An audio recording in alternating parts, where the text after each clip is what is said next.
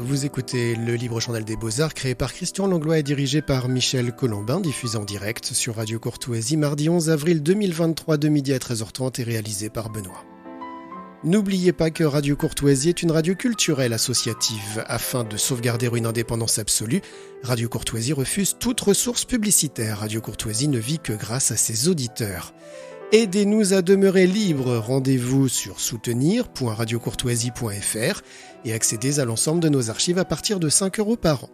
Vous pouvez intervenir au cours de cette émission par téléphone au 01 46 51 00 85 ou par courrier électronique à courtoisie@radiocourtoisie.fr. Chers auditeurs, bonjour. Vous êtes sur Radio Courtoisie dans le Libre Journal des Beaux-Arts. Aujourd'hui, j'ai l'immense plaisir de recevoir Caroline de la Tournelle, graphologue. Thème de l'émission, l'art de la graphologie, parce que la graphologie est un art. Donc, lettres arrondies, écriture grossissante, texte espacé, selon les principes de la graphologie, notre façon de rédiger en dit long sur notre personnalité. Éclairage et analyse de texte avec la graphologue Caroline de la Tournelle. Donc ma première question est, depuis quand faites-vous de la graphologie et quelle était votre motivation pour vous diriger dans cette voie? Caroline. Bonjour Michel, merci de m'accueillir. Oui, donc je suis graphologue, c'est une reconversion. Avant que je sois graphologue, j'étais commerciale chez Peugeot. C'est pas pareil. C'est pas pareil. Et dans le cadre de mon job, j'ai eu la chance de pouvoir bénéficier d'une formation parce que je voulais faire du recrutement. Et puis, donc, je me suis formée au recrutement, aux techniques de ressources humaines. Et puis, j'ai eu un gros pépin de santé pendant cette formation. Et donc, quand je suis retournée chez Peugeot et qu'ils m'ont dit vous retournez à votre poste de départ pour l'instant, bof, j'étais pas très en forme. J'étais pas motivée. Et donc, j'avais pas la capacité pour tenir. Et voilà. Donc, je me suis fait licencier très facilement et sans aucune gêne. Voilà. Et puis, mon mari a eu la bonne idée de se faire embaucher à Brive, en Corrèze. On a changé de vie. On a quitté la région parisienne. Vous êtes parti à vivre en Corrèze? On est parti 10 ans à Brive. Voilà. D'accord. Et donc, je me suis rétablie. Je me suis fait du bien, machin. Et puis... très vite, je me suis ennuyée, parce que je suis une femme active, et très vite, je me suis ennuyée. Je me suis dit, mais qu'est-ce que je vais faire de ma vie? Les cafés de dames, merci, ça va un temps, mais pas trop. Et d'une façon assez étonnante, la graphologie est revenue à la surface. Et je me suis formée, en fait. Pourquoi venue à la surface? C'était déjà latent déjà quand vous étiez chez Peugeot? Tout à fait. C'était déjà latent. Oui, c'était là depuis très, très, très longtemps. Très longtemps, oui, d'accord. Et je me suis souvenue, et c'est encore un souvenir très clair dans ma tête aujourd'hui, c'est que je me suis souvenue d'une fois où je suis allée faire les courses avec ma maman. Et puis, je fais la queue pour payer. Enfin, avec ma mère, on est à la caisse et on paye. Et devant nous, il y a une dame qui paye avec un chèque. Et donc, je l'ai vue signer et je me suis dit, mais qui est cette personne? Quand j'ai vu cette signature, je me dis, qui est cette personne? Qu'est-ce qu'elle dit d'elle à travers cette signature? Vous voyez, donc des petites... c'est rentré dans la personnalité des gens par le biais de l'écriture. Voilà, la graphologie, la définition, c'est l'analyse de la personnalité par l'écriture. Et donc, à travers une écriture, je vais observer les signes, je vais observer le blanc, la confrontation du blanc et du noir, ce dialogue, on peut dire aussi. Blanc-noir, tous les signes, les espaces, les formes, la tenue de la ligne ou pas, l'orientation des lettres, les liaisons. Voilà. Et tout ça, ça a du sens. Et tout ça, mis bout à bout, ça fait un portrait grapho. Et c'est puissant, ça va très loin. Moi, je suis psychographologue. Psychographologue. Donc c'est l'étude du comportement par l'écriture. Voilà. Par l'écriture. Donc mon portrait, il va loin, quoi. Il y a une forme d'inconscient quelque part qui peut être détectée. Voilà, parfois même des maladies. C'est un geste psychomoteur en fait, qui part du cœur, ensuite qui part du bras, de l'épaule, du bras, des doigts, et ça arrive sur la pointe de notre instrument. Et donc, lorsqu'on est émotif, notre cœur bat à un rythme différent en fonction des émotions qu'on vit. Et donc, ça se ressent ensuite sur la plume et donc sur notre écrit. Sur l'écrit, d'accord. Et donc, on peut voir des gens qui ont des problèmes cardiaques. Par l'écriture. Bah oui, parce qu'on voit justement une arythmie cardiaque dans les gestes. On voit Ça vous est arrivé, ça? Oui, ça m'est déjà arrivé, ouais. J'ai Vous avez pu sauver des gens, en fait? Non, pas sauver, parce que c'est des personnes qui sont soignées généralement, mais c'est... Oui, ça se voit. Ce que j'ai aussi détecté dans les pathologies, ça c'est moins drôle, c'est les personnes pervers ou manipulatrices. Voilà. Oula, ça s'observe aussi. Ouais, non, je veux pas approfondir parce que. Voilà. Oui, mais ça existe. Ça existe. C'est très fréquent en fait maintenant. En tout cas, on en parle plus. Je sais pas si c'est plus fréquent, mais. On en parle peu. On en parle plus. Voilà. Je suis surprise souvent, on dit c'est un pervers narcissique. Oui, alors après c'est mis à toutes les sauces. Exactement. Voilà. C'est en fait, faut vraiment que ça soit détecté. C'est particulier quand même. Ouais, c'est particulier. Voilà. Enfin, on rentre dans un domaine médical. Oui, c'est autre chose. Je suis d'accord, bien sûr. Mais donc la graphologie, c'est l'étude de l'écriture qui permet de déterminer la personnalité. Et donc quand les gens viennent vous voir, ils viennent vous voir pourquoi en fait? À la base, la personne, elle vous téléphone, elle prend rendez-vous. Non, je la rencontre pas d'abord. Il faut pas que je la rencontre. D'accord. Donc oui, on contacte. C'est contact téléphonique. Ouais. Alors le premier contact, c'est généralement depuis mon site internet. Et puis après, j'ai toujours les gens au téléphone avant. Souvent, quand les gens me téléphonent ou m'envoient un mail, c'est pour connaître mes tarifs, parce que j'ai pas mes tarifs sur mon site. Et moi, je les appelle toujours. J'ai toujours besoin d'avoir la personne au téléphone pour connaître les motivations, pour avoir un premier contact. Est-ce que ça va matcher? Est-ce que c'est sérieux? Pour voir si c'est voilà. de la curiosité plus qu'autre chose, quoi. Voilà. Et donc, je pose un certain nombre de questions, les motivations, qu'est-ce qui les pousse à faire cette démarche, qu'est-ce qu'elles recherchent, etc. Mais je ne veux pas les rencontrer. On a un petit coup de fil de 10-15 minutes. Et après, donc, je leur demande un certain nombre de choses. J'ai besoin de connaître leurs mains scriptrices, celles avec laquelle elles écrivent, leur âge, leur fonction, pour savoir si elles ont ou non l'habitude d'écrire. Voilà. Et alors après, j'ai besoin d'une lettre signée et datée, très important parce que c'est à l'instant T. Et il faut qu'il y ait au moins 10 lignes pour que j'ai suffisamment de matière. Et elles peuvent me parler de n'importe quoi. Mais il faut que ça soit spontané. Il ne faut pas que ça soit un texte ni recopié, ni dicté. Il faut vraiment que la personne parle spontanément. Voilà, il ne faut pas que ça soit recopié. Quoi, en fait. Elle parle d'elle, quoi. Voilà, de ce qu'elle veut. Mais pas un texte... pas recopié. Pas un texte qu'elle a pris quelque part et puis qu'elle a recopié. Pas du tout. Voilà. Pas du tout. Faut parce vraiment, que là, ça change aussi. Complètement, ça va changer le rythme. Le comportement de l'écriture va changer. Mais complètement. Donc ça me va pas du tout. Je le vois. Et pourquoi ça va changer le comportement d'écriture? Parce que c'est recopié. Donc quand là aussi, le rythme n'est pas le même. Quand on regarde à gauche le texte qu'on va recopier et qu'on écrit à droite, on a une pause, on fait attention, on est soigné, on réfléchit. Okay. C'est pas notre rythme spontané, quoi. C'est un peu plus contraint. Donc voilà, j'ai besoin de tout ça. Et puis la lettre, une feuille non lignée, parce que j'ai besoin de voir comment la personne va tenir sa ligne. Est-ce que ce qu'elle va écrire, ça va être sinueux, ça va être rectiligne, ça va être montant, descendant? Voilà, j'ai besoin d'observer tout ça, parce que ça a un sens différent en fonction de... Vous envoyez cette lettre, et puis après, vous analysez la lettre. Voilà, alors après, j'analyse la lettre. Donc ça dépend du travail qu'on me demande, si c'est une grapho flash ou une grapho approfondie. Et donc en fonction, j'ai 1h30 ou 3 heures de travail à peu près. Il y a des écritures qui sont faciles, où tout est évident. Il y en a d'autres qui grattent. Il y en a d'autres qui sont confuses. Il y en a d'autres qui sont compliquées. Il y en a d'autres qui font mal. Il y a des toutes petites écritures aussi. Il y en a des toutes petites. Je l'ai vu, ça. Je ne sais pas à quoi ça correspond, parce que moi, je ne connais pas du tout... je n'ai pas fait de formation dans Bien sûr. Mais j'ai vu, il y a très longtemps, je travaillais avec quelqu'un... qui avait une toute petite écriture. Mais c'était vraiment... on arrivait à peine à le lire, quoi. Pas de mouche. Je ne sais pas à quoi ça correspond. En absolu, sachant qu'on ne peut jamais dire à partir d'un seul signe, c'est toujours un ensemble, mais en absolu, il y a 2 choses qui peuvent être possibles. C'est une capacité de concentration, mais c'est aussi un sentiment d'infériorité. Voilà. D'accord. Ça peut être les 2, ça peut être l'un ou l'autre, ça peut être autre chose. Voilà, en absolu, sans avoir vu l'écriture et sans avoir vu l'ensemble, je ne peux pas trop prononcer. Donc il y a l'ordonnance, c'est-à-dire la façon dont le texte est rédigé. Pardon. Alors l'ordonnance, c'est plutôt le dialogue du blanc et du noir. Donc, du blanc et du noir. Donc ce qui est écrit, donc le noir, et ce qui est blanc, c'est tous les espaces. Donc le dialogue du noir et du blanc. Donc comment est ordonné mon texte sur la page blanche, ou verte ou jaune, ou peu importe. ça nous indique comment on se positionne par rapport à l'autre, par rapport à l'environnement, la société. Voilà, c'est mon rapport, moi et l'autre, moi et ce qui est en dehors de moi, finalement. D'accord.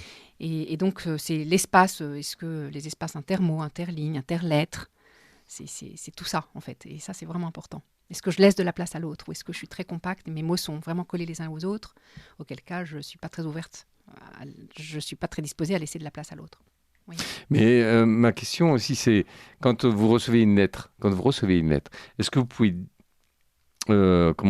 distinguer ou ressentir, peut-être plus précisément ressentir si la personne a écrit d'une façon cool, quoi. Enfin, je veux dire tranquille, enfin, les mots défilent les uns derrière les autres, sans trop réfléchir. Oui. Vous pouvez le voir, ça. Oui, ça se sent. En fait, ça se sent. Oui. Enfin, moi, je le comme sens. par exemple un dessin, après on parlera d'analyse des dessins parce que vous faites l'analyse des dessins chez les enfants, mais un dessin, on peut, on peut voir si ça coule ou s'il y a beaucoup de ratures, si on gomme beaucoup. Vous voyez, si on gomme beaucoup, déjà, c'est qu'il y a un problème, quoi. Tout à fait. Tout à fait. Mais en fait, nous, dès qu'on voit une écriture, ça nous parle, l'écriture nous parle, il y a un dialogue entre l'écriture et moi, en tout cas. Et certaines fois, c'est ce que je disais tout à l'heure, c'est qu'il y a des écritures faciles, fluides, qu'on va travailler facilement. Et il y en a d'autres, on ne sait pas toujours pourquoi, mais elles nous grattent, elles nous perturbent, on a du mal à rentrer dedans, elles nous accueillent pas, on se sent un peu... C'est rêche. Voilà, moi, il y a des écritures que j'ai du mal à travailler. J'y m'y remets plusieurs fois. Alors que d'autres, ça sort tout seul, c'est évident, c'est translucide, voilà, pouf. Alors qu'il y en a d'autres qui sont... voilà. Alors je reviens sur la question que je posais il y a 5 minutes. C'est-à-dire, la personne vous téléphone, vous envoie... Alors après, il y a un dialogue qui s'instaure entre vous deux, enfin au téléphone. Hein, ouais. Donc le dialogue de la voix. Oui, tout à fait. C'est important aussi, ça. Tout à fait. C'est une voix régulière, hésitante. Parce que le rythme. Le rythme de la voix, qui correspondrait peut-être au rythme de l'écriture tout aussi. À fait. Et alors, donc, ça, c'est le premier contact. Après, il y a cette lettre qui arrive chez vous. Mais les personnes qui font la démarche de vous contacter, ils la font pourquoi, cette démarche ? Oui, c'est vrai que je n'ai pas répondu. Alors, c'est ça, la... Oui, c'est vrai. Il y a plusieurs cas. D'abord, il faut distinguer les graphos professionnels et les graphos personnels. Donc, dans le cadre professionnel, en graphologie, ce sont des entreprises, des services qui vous contactent. Qui me contactent, des services de DRH, de ressources humaines, des cabinets de recrutement ou de chasse, qui sont en phase de recrutement, qui ont une hésitation sur un candidat ou qui veulent valider ce qu'ils ont capté au moment de l'entretien ou qui veulent distinguer le candidat parmi 2-3 candidats, qui veulent prendre le meilleur pour l'entreprise. Et ça, on peut le voir avec l'écriture. Voilà. Donc ça, je vais accompagner l'entreprise dans leur phase de recrutement. Donc, en fonction, soit je dois distinguer 2 ou 3 candidats. Donc, je vais faire l'analyse des 3 et je vais dire, c'est celui-là qui me paraît le mieux adapté. Ou je fais un ordre crescendo. Le premier, le 2 ou le 3. Et puis, s'il y a un seul candidat à observer, je fais l'analyse. Et voilà. Et il y a toujours les plus et les moins en fonction du poste. Pas en fonction de la personne. Je ne porte pas de jugement. Mais je dis, pour ce poste-là, dans cette entreprise, avec cette fonction et tout ça, ce candidat-là me paraît bien pour telle et telle raison. Et il y a telle et telle chose qui sont moins bonnes. Il y a plus de risques pour telle et telle raison. Les plus et les moins. Voilà, mais toujours par rapport au poste. Voilà, donc ça, c'est dans le cadre professionnel. Et dans le cadre personnel, c'est beaucoup plus varié. C'est un peu n'importe qui, vous, moi. Il y a des personnes personnelles qui... Enfin, je veux dire, pas d'entreprise, mais des personnes qui vous contactent aussi. Voilà, dans le cadre personnel. Personnel, pourquoi ils vous contactent ? Alors voilà, donc dans le cadre personnel, c'est souvent des gens qui sont en quête. Alors c'est soit en quête vis-à-vis d'eux-mêmes, soit en quête vis-à-vis d'une personne de leur entourage. Ah, d'accord. Donc en quête vis-à-vis d'elles-mêmes, ce sont des personnes qui veulent appuyer sur pause. Ils se recherchent en fait. Voilà. Ils se cherchent. Ils se cherchent, ils veulent mieux se connaître, ils veulent appuyer sur pause parce qu'il y a un choix à prendre, une décision, il y a une hésitation, je me sens pas très bien en ce moment, qu'est-ce qui m'arrive, je vais retourner sur le marché du travail mais je sais pas bien ce que je vaux. D'accord. Je me suis arrêtée pendant 10 ans pour m'occuper de mes enfants, je voudrais retravailler mais j'ai plus tout à fait envie parce de que faire. 10 ans en étant coupé du monde du travail, je dirais, on change. Le monde change, et puis la personne change aussi, et puis le monde du travail change, et on n'est plus connecté. Tout à fait, et puis nos motivations ne sont plus les mêmes. Et puis les motivations ne sont plus les mêmes de chaque côté aussi.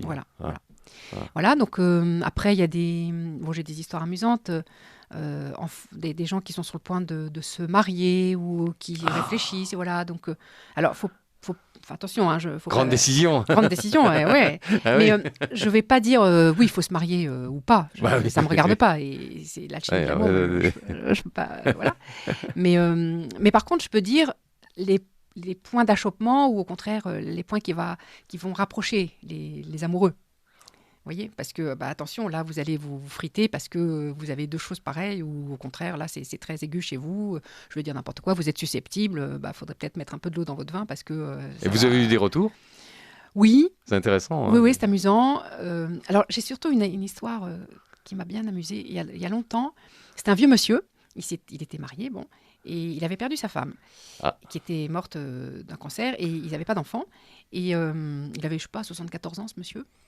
Quelque chose comme ça. Et en fait, ils ont été malheureux tous les deux, parce que cette dame, elle était insatisfaite. C'était une dame qui était née insatisfaite, et quoi qu'il lui fait, ce monsieur, elle était insatisfaite de toute façon. Bon, ça arrive. Et donc, elle est morte, et lui, il était quand même malheureux. Et cette dame avait une sœur, et cette sœur a perdu son mari également. Donc, il y avait beau-frère et belle-sœur qui étaient veufs. Oui, d'accord. Ouais. Et ils sont un peu tombés amoureux. Et le monsieur s'est dit, je vais peut-être avoir envie de me rapprocher de cette dame et de m'installer avec elle et tout ça. Mais si elle est comme sa sœur, insatisfaite, bof, quoi. Et donc, il m'a demandé de faire l'analyse grapho également de sa sœur. Enfin, de la sœur. La sœur. Et j'ai validé complètement. C'était bon ? C'était bon. C'est drôle, à 74 ans. Comme quoi, il n'y a pas d'âge. Il n'y a pas d'âge. L'amour n'a pas d'âge. Bon, c'était une très jolie histoire. Voilà, très jolie histoire. Ouais. Après, un peu moins drôle, ça m'est arrivé de faire des portraits post-mortem. Ouf. Plusieurs fois, mais ouais. Mais parce que c'était dans des conditions... ça s'explique très bien. Une fois, c'était une personne qui s'est suicidée. Et sa famille voulait comprendre. C'était un monsieur. Je ne sais pas, une quarantaine d'années. Ah, d'accord. Ils ont fait analyser une lettre qu'il avait fait avant. Voilà. Et dans quel état il était, pour quelle raison il a fait ça. Et ça se voyait dans l'écriture qu'il est... Oui, il y avait un fort... Il y avait un malaise, quoi. Ouais, cette histoire-là, il y avait un fort déséquilibre. Ouais. Et puis une autre fois, c'était beaucoup plus joli comme histoire. C'était une jeune femme qui a perdu sa maman, qui est décédée de vieillesse. Et elle n'a jamais bien compris la relation qu'elle avait avec sa mère. Et donc, elle voulait avoir... post-mortem, elle voulait avoir un peu une meilleure compréhension de sa mère et ça a pu l'aider à faire son deuil, en fait. Donc c'est plutôt joli. Et elle était heureuse de découvrir sa mère sous cet angle-là, en tout cas. Oui, c'est intéressant. Voilà. Chers auditeurs, vous êtes sur Radio Courtoisie, dans le Libre Journal des Beaux-Arts. Aujourd'hui, je reçois Caroline de la Tournelle, graphologue. Le thème de l'émission, l'art de la graphologie. Donc, la dimension, c'est-à-dire la taille de l'écriture, ça a une importance ? Oui, bien sûr. C'est-à-dire les lettres, donc on a dit tout à l'heure, une petite écriture, c'est aussi une dimension. Hein, bien sûr. Mais l'inclinaison des lettres... Alors l'inclinaison, c'est autre chose. En fait, quand on fait une grapho... Comment vous commencez d'ailleurs ? Quand vous faites une grapho, en fait, la personne, comme on l'a dit tout à l'heure, on l'a expliqué, ça le téléphone, après vous recevez une lettre, et après vous recevez la personne. Après, je reçois la personne pour l'entretien restitution. Est-ce que vous êtes arrivé de refuser des personnes ? Je crois pas. D'accord. Donc vous recevez la personne. Je reçois la personne. Et alors là, qu'est-ce qui se passe ? Donc là, c'est le premier contact physique, en fait. Alors, j'ai déjà travaillé l'écriture. Hein. Quand je la reçois, c'est que l'écriture est travaillée. Et donc, je les préviens, voilà, j'ai terminé de travailler votre écriture, votre portrait est fini, qu'est-ce qu'on fait maintenant, comment on procède ? Est-ce qu'on se voit ? Est-ce qu'on se voit ? Parfois, les personnes n'ont pas envie, mais généralement, 99% des fois, je vois ils ont fait la démarche. Voilà. Donc, et c'est un moment que j'adore, moi, c'est le moment que je préfère même, parce que c'est un moment de rencontre, et que les gens sont bluffés, et ils se retrouvent, parfois même, ils se réconcilient. Ils se découvrent autre chose. Voilà, c'est encore ce matin. Il y a un autre événement qui arrive, quoi, pour eux. Oui, et il y a une photo d'eux qui est prise, et c'est une photo objective, c'est une photo neutre, c'est une photo avec de la distance. Il y a un espace entre ce qu'elles savent d'elle et ce portrait grapho. Et donc, elle se réconcilie. Elle s'est dit, ah ouais, je suis tout ça. Ce matin, la dame, elle était j'étais surprise. Je l'avais au téléphone, donc, et puis elle me disait des tas de choses sur elle qui étaient assez négatives, quoi. Elle avait un regard sur elle qui était assez négatif. Donc, lorsque j'ai reçu la lettre, d'abord, j'ai été surprise. Je me dis, est-ce que c'est bien elle? Parce que c'est pas du tout ça. Même au premier regard, quoi. Dès que j'ai vu l'écriture, je dis, mais c'est pas du tout ce qu'elle m'a dit au téléphone. Donc, j'ai plongé dans l'écriture, je l'ai analysée, machin. Et en effet, c'était pas du tout ça. Et donc, lors de l'entretien tout à l'heure, elle m'a dit que, effectivement, elle était en grande souffrance pour des tas de raisons, pour toute son histoire dont elle m'a parlé. Et qu'en effet, elle avait un regard sur elle qui était non juste. Et que la grapho lui a fait un bien fou, parce que ça a apporté ce regard, ça a apporté un éclairage neutre, un éclairage juste, dont elle avait besoin pour croire en elle davantage. Donc c'est tout gagné. C'est tout gagné. Et elle a été heureuse comme tout. Et c'était un moment vraiment très chouette. C'est passionnant, c'est passionnant.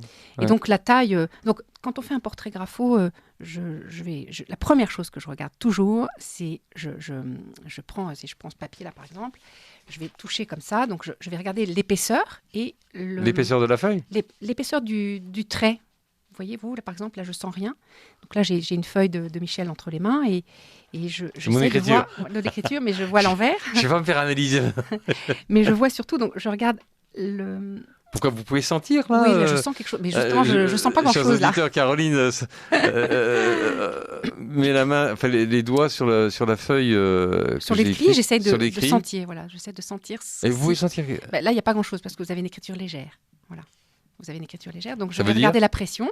Et si vous avez un relief, s'il y a un foulage, c'est-à-dire est-ce que ça va passer de l'autre côté? Est-ce qu'il va y avoir un relief au dos de la feuille? Là, il n'y en a pas. Il y a des gens qui écrivent très fort sur la feuille. Ah ouais, moi j'écris très fort. Il y a toujours un relief, quel que soit le crayon que je prends. Et ensuite, je vais regarder l'épaisseur du trait. Parce qu'il y a des gens qui vont avoir une écriture nourrie, assez pâteuse, enfin, c'est encore autre chose, ou une écriture assez fine, voire nette. Voilà, donc ça, c'est... Et donc ça indique... Ça, c'est un premier contact. C'est le premier contact, et moi, je regarde toujours ça en premier, c'est très important, c'est vraiment le fondement. Ça parle de la vitalité, de l'énergie de la personne et de sa perméabilité par rapport à l'environnement, à tout ce qui est autour de nous.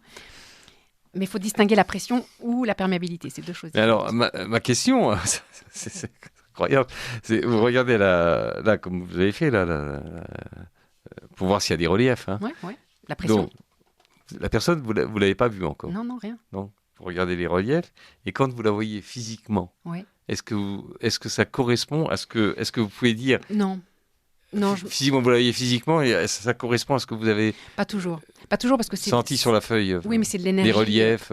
Il y a l'énergie vitale et il y a l'énergie à l'intérieur. C'est complètement différent, en fait. Voilà, Parfois, vous êtes surprise. Tout à fait.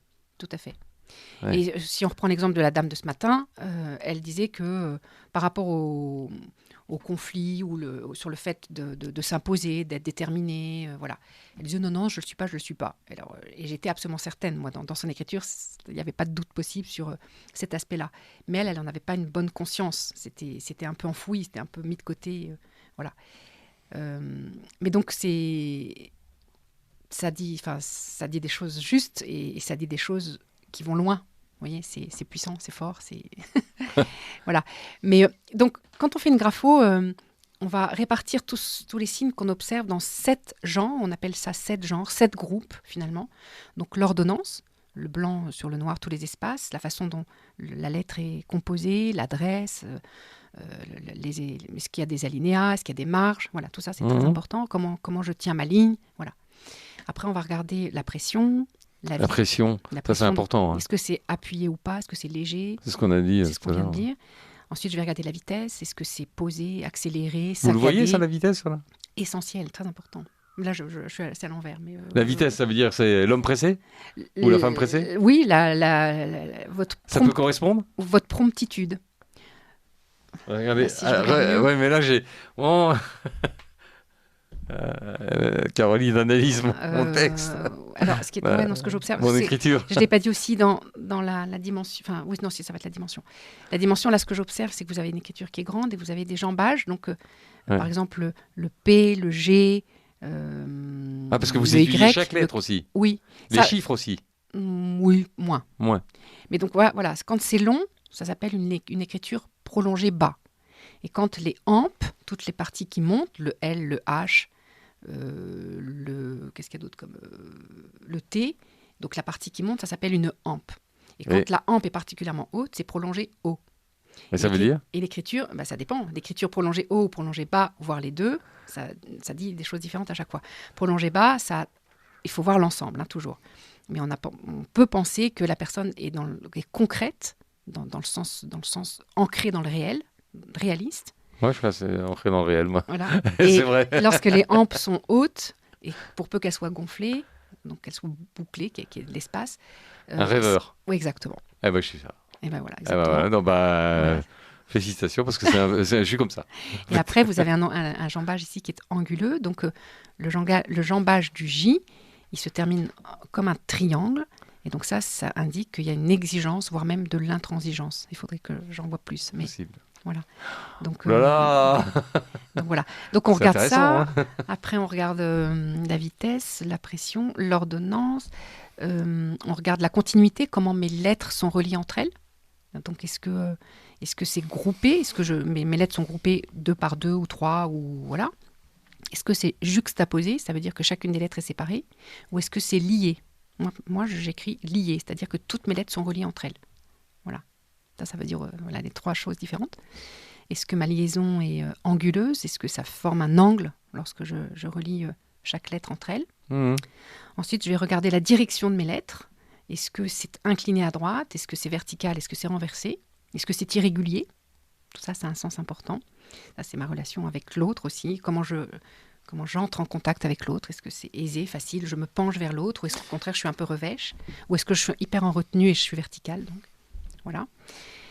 Et après, il y a la direction de ma ligne. Est-ce qu'elle est droite? Est-ce qu'elle est montante, descendante, sinueuse?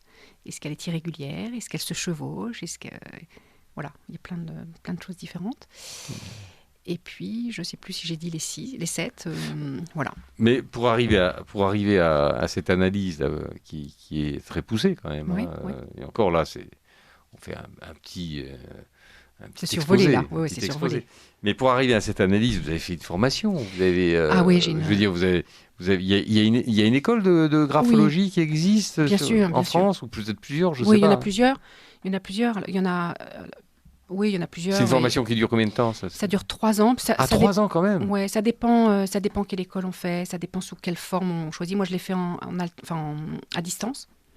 Donc, je pouvais le faire à mon rythme et je l'ai fait en 2 ans, personnellement. En 2 ans? En graphologie uniquement. Après, je me suis formée en graphothérapie, après, je me suis formée en expertise, après, je me suis formée en accompagnement énéagramme. Donc, j'ai 5 ans de formation pour faire ce que je fais aujourd'hui, j'ai 5 ans de formation derrière moi. Ah oui, quand même. Voilà, ouais. Ouais, c'est pas. Et donc, par exemple, si on parle de la graphothérapie, ça, c'est la rééducation de l'écriture. Donc, pour des personnes. Il y a une rééducation d'écriture? Oui. On peut rééduquer des gens pour qu'ils écrivent différemment? Tout à fait. Parce qu'ils écrivent mal, parce que c'est illisible. Parce que parfois c'est illisible. Hein. Parfois voilà. il y a des gens, il faut se reprendre à 2-3 fois pour lire un mot. Quoi. Oui, c'est ça. Et ça existe. Ça existe. Hein. Soit la lettre est mal formée, soit ça ne tient pas la ligne, soit c'est trop gros, trop petit. Voilà, il y a plein de raisons. Et donc il y a plein de techniques pour essayer de rééduquer. Donc voilà, ça, je me suis formée aussi. Je ne le fais plus, je ne pratique plus je ne reçois plus du tout de patients et de clients là-dedans, parce que j'ai beaucoup de travail par ailleurs.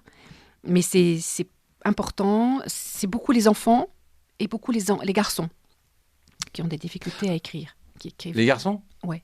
Et pourquoi? Les petits. Je crois que l'explication vient du fait que les petites filles, elles aiment les choses plutôt bien faites, elles ont un sens du soin plus développé, je crois, que les garçons. Pas tous, il ne faut pas faire de généralité, mais souvent, voilà. Les garçons vont vite, ils ont tendance à bâcler. Encore une fois, pas tous, on est d'accord. Mais c'est souvent ce qui se remarque, ce qui s'observe lors des consultations. Il y a un problème de confiance en soi, il y a un problème de pression, c'est-à-dire que les enfants ont une forte pression aujourd'hui. Il faut aller vite, il faut faire bien, On leur met la pression, hein. On leur met la pression. C'est pas justifié. Exactement. Donc, c'est pas justifié. Donc du coup, ils essayent de faire aussi vite qu'ils peuvent, et parfois c'est pas possible pour eux. Ça ne correspond pas à leur rythme à eux. Ouais, tout à fait. Ouais. C'est compliqué. Voilà. Donc là, il y a des techniques pour rééduquer.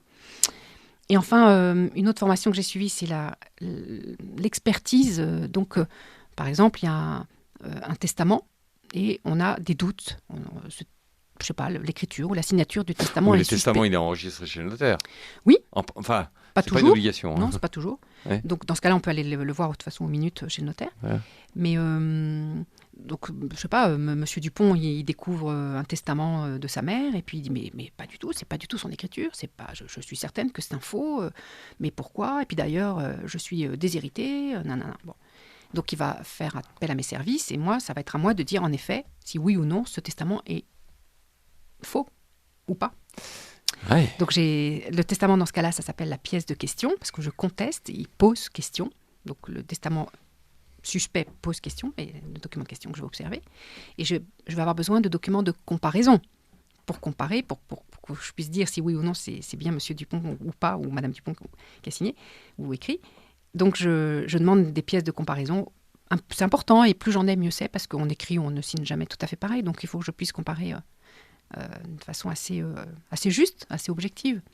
Et donc je fais un rapport complet qui illustre vraiment, si par exemple je remarque dans l'écriture sur le testament que le M est une lettre particulière, une lettre intéressante et assez significative. Et donc je vais, dans les documents de comparaison, je vais observer, je vais aller chercher des M. Et si effectivement je trouve le même M que sur le testament, je dis ah, c'est intéressant. Donc je vais m'appuyer, je vais l'illustrer, je vais en chercher d'autres. Puis après je vais passer à une autre lettre. Je vais remarquer par exemple que le F, il a quelque chose de particulier, d'accord. etc. Donc mon rapport est très illustré. Je ne dis pas c'est Monsieur Dupont qui a signé. Non, c'est Monsieur Dupont qui a signé parce qu'il y a ça, ça et ça et ça et ça. Donc après, j'évalue, je dis, il y a de fortes chances, ou je suis formelle, ou quasi formelle, ou je suis incapable de me prononcer. Voilà, il y a un échelonnage. D'accord. Et une question, les personnes qui viennent vous voir, est-ce qu'il y a une catégorie d'âge? Est-ce que c'est plus des jeunes, moins jeunes, plus âgés ou l'ensemble, ou c'est mixte, enfin, je veux dire, il y a un peu tous les âges. Oui, c'est une bonne question. On me demande parfois de faire des graphios. Plus de femmes, plus d'hommes, des enfants accompagnés de leurs parents, bien sûr. Alors les enfants, ça sera le dessin davantage, parce qu'ils seront trop jeunes. Ça sera le dessin, on va en parler après. Voilà. Parce qu'en fait, l'enfant, le dessin, c'est la première écriture de l'enfant, je dirais. C'est exactement ça. Mais surtout que l'enfant, je sais pas, vers 12 ans, il n'a pas son identité scripturale définie. Il est trop jeune, elle va évoluer son écriture, comme lui. Donc, si c'est pour une orientation, il vaut mieux le faire un peu plus tard quand même. Quand on me demande à 16 ans, je trouve ça encore jeune. Moi, j'aime bien que ça soit plutôt vers 20 ans, quoi. Voilà. Et les gens qui viennent voir pour la graphologie... les entreprises, c'est l'embauche des personnes, mais les individuels qui viennent vous voir, c'est plus d'hommes, plus de femmes? Je ne sais pas faire de catégorie. Les âges, c'est tous les âges. Ouais, c'est tous les âges. Tous les âges. J'ai fait même des personnes assez mûres, quoi, assez seniors, mais aussi des jeunes. J'ai pas de plus. Il n'y a pas plus de gens qui ont... Non, je trouve pas. Et même, il y a peut-être plus de femmes. Il y a peut-être plus de femmes parce qu'elles ont peut-être une approche en développement personnel plus marquée. Et encore, je suis même pas sûre. J'ai pas fait le décompte, mais j'aurais peut-être tendance à dire que les femmes sont plus enclins à faire une démarche de développement personnel, donc à faire une grapho et à faire de l'accompagnement ensuite. Mais c'est pas flagrant, en tout cas. Ouais, d'accord. Donc la pression, on l'a vu, donc la pression c'est très important sur le papier. Le papier que la personne utilise, est-ce que c'est important ou c'est pas ça? Ouais, ce qui est important, c'est un papier A4, quoi, une feuille A4. Oui, voilà, une feuille A4. Ce qui est important, c'est qu'il n'y a pas de ligne. Ça, c'est vraiment important que ce soit non ligné, parce que je dois pouvoir voir la façon. Parce qu'il y a des gens qui écrivent sur des papiers avec des lignes. Ouais, ou qui les mettent en dessous, qui c'est pas vrai. Trichent. Ça existe encore? Oui. Vous le voyez ça encore? Oui, bien sûr. Oui. Et ça me gêne parce que moi j'ai vraiment besoin de voir la façon dont ils tiennent leur ligne justement, ou si ça va descendre, une écriture tombante, une écriture descendante, ou une écriture montante. Ils essayent de respecter la ligne. Il y en a qui mettent des supports en dessous. C'est pas vrai, ça existe encore. Oui, bien sûr. Vous le voyez encore actuellement? Oui, bien sûr. Quand c'est trop régulier, ça c'est pas normal. Alors je vois que c'est une personne émotive, donc c'est pas normal que la question soit... C'est incroyable. Ça je savais pas. Donc non, si vous m'écrivez, écrivez-moi sur une feuille non lignée. Voilà. Avec plaisir. Oui, d'accord, ok. Alors, on a parlé des enfants. Les enfants, donc les enfants viennent avec leurs parents. Oui. Alors, là aussi, il y a toujours un contact au téléphone d'abord, pour que je comprenne bien la démarche. Et donc, c'est très différent, l'analyse de dessin et l'analyse grapho. L'analyse de dessin, c'est une page blanche. On est en consultation ensemble chez moi. Donc, le dessin, c'est la page blanche. Hein. C'est la page blanche. Donc, il a à sa portée, il a des feutres, des crayons de couleur, un stylo et un crayon de papier. Sauf qu'il n'a pas le droit à la règle, il n'a pas le droit à la gomme. Voilà, parce que je ne veux pas voir... S'il se trompe, je veux voir comment il s'en sort. Ça, c'est très intéressant. Mais combien de fois ça m'est arrivé que des enfants, quand ils se sont trompés, ils sont tellement en colère qu'ils déchirent tout. Ils ne sont pas capables de repasser au-dessus. J'ai vu ça il n'y a pas longtemps. Ah bah voilà. J'ai vu ça avec mon petit-fils. Ouais. Il a dessiné, ça ne lui a pas plu et il a déchiré la feuille. Oui, voilà. C'est incroyable. Mais je dis pourquoi tu déchires la feuille. Même si tu as fait une erreur, c'est bien. Il faut conserver cette erreur pour voir après comment on la détourne. Comment on la détourne. Tout à fait. Tout à fait. Donc ça envoie un signal très très intéressant sur l'estime que l'enfant a de lui ou sur son rapport à la perfection ou non, justement. Donc c'est pour ça qu'il n'y a pas de gomme, il n'y a pas de règle, parce que justement, je voudrais voir aussi comment il tient, comment il fait ses lignes. Et ça, c'est hyper important. Donc quand je fais une analyse de dessin, je vais observer un certain nombre de choses. Ça va être... c'est de la symbolique. Évidemment, j'ai été formée, je ne sors pas ça d'un chapeau, je ne suis pas une magicienne. Mais je vais observer les éléments entre eux, parce que quand il y a un dessin, quand ils viennent me voir, je demande 3 dessins, un dessin des 4 éléments, un dessin de bonhomme et un dessin de la famille. Et le dessin des 4 éléments, les 4 éléments sont les suivants: de l'eau, sous n'importe quelle forme, un serpent, un soleil, bien sûr, et une maison. Ouais, ça c'est le... Voilà, et ces 4 éléments Pourquoi ont une serpent symbolique. Alors, je ne sais pas s'il faut que je le dise, parce que ça peut tromper, ça peut influencer. Parce qu'un serpent... Le serpent, c'est les pulsions et les instincts. Voilà, c'est la symbolique des pulsions et des instincts. Ah, voilà. D'accord. Je vais le dire, le soleil, c'est la symbolique du papa. L'eau, c'est la symbolique de la maman. Et la maison, c'est la symbolique de mon moi intérieur. Voilà. Donc, en fonction de la façon dont les éléments sont agencés entre eux dans la feuille, sur la page, s'ils sont proches, s'ils sont éloignés, en haut, en bas, etc., ça a un sens. La façon dont le dessin est fait avec plus ou moins de soin, ça a un autre sens, etc. Après, il y a la symbolique de l'espace. Ce qui se passe à gauche, ce qui se passe en haut, en bas et à droite. Et suivant la grosseur aussi des éléments. Tout à fait, exactement. Exactement. La façon dont il se regarde, le serpent, est-ce qu'il est orienté vers l'un ou l'autre des éléments? Tout ça, ça a du sens. Et vous découvrez quoi, là? Alors, soit des choses très belles et ordinaires et banales et tout va bien, soit des choses pas belles du tout. Ouais. J'ai eu un cas... Ça s'est vérifié? Oui, bien sûr. J'ai eu un cas, une vieille dame, quand j'habitais à Brive, en Corrèze, j'avais travaillé pour une dame, et puis elle revient me voir un jour en me disant: écoutez, je suis très embêtée, je vois que ma petite fille va pas bien. Elle avait 3 ans, sa petite fille. Elle ne va pas bien, je ne sais pas pourquoi. En tout cas, je suis inquiète. Qu'est-ce que vous pouvez faire? Donc, je lui ai parlé du dessin, je l'ai vu. Elle m'a fait le dessin en fonction de ce que je viens de vous dire. Et j'ai failli tomber de ma chaise parce que c'était une catastrophe. Et donc, j'ai eu un peu peur. Je me suis dit: oh là là. Donc, j'ai tout envoyé j'ai appelé ma prof. Et je lui ai dit, voilà ce qui se passe, qu'est-ce qu'il faut faire? Donc, je lui ai tout envoyé par courrier. Et elle m'a dit, il y a urgence, il y a danger, il y a passage à l'acte. Et donc, et donc, en fait, ce dessin, surtout le dessin des 4 éléments, surtout, mais pas que, était très orienté sexuel. Et cette petite fille était victime d'attouchement, en effet. Voilà. Et ça m'est arrivé 3 fois. J'ai eu 3... Et vous l'avez découvert avec le dessin, ça? Oui.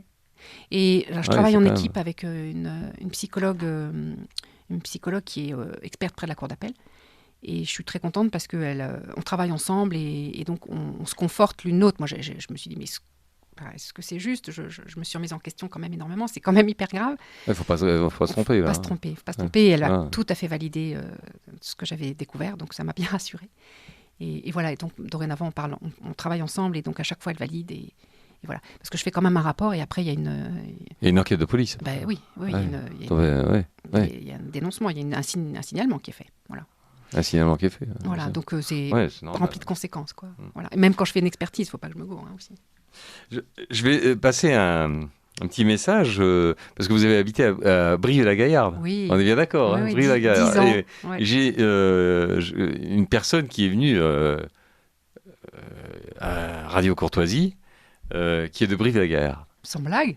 Oui, qui écoute, qui est une fidèle de Radio Courtoisie, qui est Catherine Dubreuil. Donc on lui passe un grand bonjour. Catherine, si tu m'entends, voilà, un grand bonjour, qui est dessinatrice.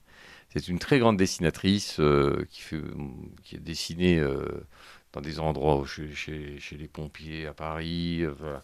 Beaucoup dans des théâtres en Italie, en France, et qui dessine sur le motif, sur le vif, hein, on est bien d'accord. Hein. Donc voilà, elle a fait. Et donc je l'ai invitée en tant que dessinatrice à la radio. Génial. On avait fait une émission il y a. C'était en janvier, je ne sais plus. Enfin bon, voilà. Elle était venue ici d'ailleurs. Elle était sur Paris parce qu'elle est parisienne, mais elle est partie vivre à Brive-la-Gaillarde pour raison familiale. Donc après, peut-être qu'elle reviendra sur Paris, je ne sais pas. Ah, c'est amusant. Voilà. Donc on lui passe un bonjour. Je ne sais pas si je la connais, mais... Ouais, voilà. ouais. Et puis, j'ai une question. Oui. Une question de Jacqueline. D'accord. Voilà. Alors, madame, vous êtes-vous inspirée des 5 ouvrages sur l'interprétation des lettres de l'alphabet dans l'écriture de Rosine Crépy? Ça vous dit quelque chose? Non, pas particulièrement. C'est pas les ouvrages. Celui-là, en tout cas, je ne l'ai pas utilisé. C'est pas. Il n'est pas sur ma. Voilà, la question est là. Rosine Crépy, c'est qui? Interprétation des lettres. Je sais pas. Ah voilà. Donc, Alors, c'est en à fait, découvrir. Oui, mais c'est pas vraiment l'interprétation des lettres. C'est quand on fait une grapho, c'est vraiment un ensemble. C'est ça qui est vraiment C'est le important. mouvement des lettres, c'est les... Ouais, puis c'est la globalité. La globalité. Voilà. Voilà. C'est une ambiance, c'est un tout. Il y a, à chaque fois que je dis que je suis graphologue, Chaque les gens fois, me c'est disent. différent. C'est Oui, ça, la passion du métier, c'est différent à chaque fois. c'est passionnant. C'est ça qui est la C'est passion. vrai. Passion, c'est pas... bon, tous les métiers sont bien, hein, et il faut de tout, hein, mais bon, quand on est en plus une passion, c'est le renouveau tous les jours, parce que c'est un renouveau tous les jours en fait. Heureusement. Hein? Mais il faut faire attention quand je dis que je suis grapho, les gens me disent oh ben moi je fais mes M comme ça, ou mes P comme ci, ou mes I comme ça, etc. Donc en absolu, ça peut vouloir dire quelque chose, mais ce qui est vraiment important, c'est l'ensemble. C'est la globalité. On n'est pas que un I ou un P, évidemment. Donc le I ou le P en absolu, ça veut dire quelque chose, certes, mais dans l'ensemble, voilà, avec l'harmonie de l'ensemble, de tout, voilà. Donc, c'est pas vraiment une interprétation de lettres, finalement, pour répondre à Jacques. D'accord. Et donc, on parlait des enfants, juste un peu avant, on parlait des enfants. Et donc, il y a ce premier dessin où il y a les 4 symboles, en fait, Oui. Le soleil, la maison, l'eau et le serpent. Oui. Mais il y a d'autres dessins encore. Il y a d'autres... Il y a d'autres choses que j'observe. Le dessin, c'est la matrice, ça? On peut dire que c'est la première matrice qui Non, existe. ça sera le tout. Donc oui, ça sera la matrice parce que ce sont les éléments et c'est grâce à ces éléments que je vais voir les autres choses. Mais après, il y a l'espace.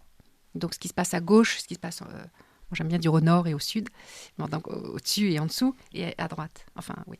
Et donc, à gauche, c'est tout le côté de la maman, tout ce qui appartient à la maman. Donc, lorsqu'un enfant est petit, 3 ans, c'est normal, 3-7 ans, quoi, c'est normal que beaucoup de choses dans le dessin se passent à gauche. Parce que l'enfant a besoin de sa mère, c'est la mère nourricière, elle rassure, elle console. Voilà. Oui. Donc ça, c'est normal.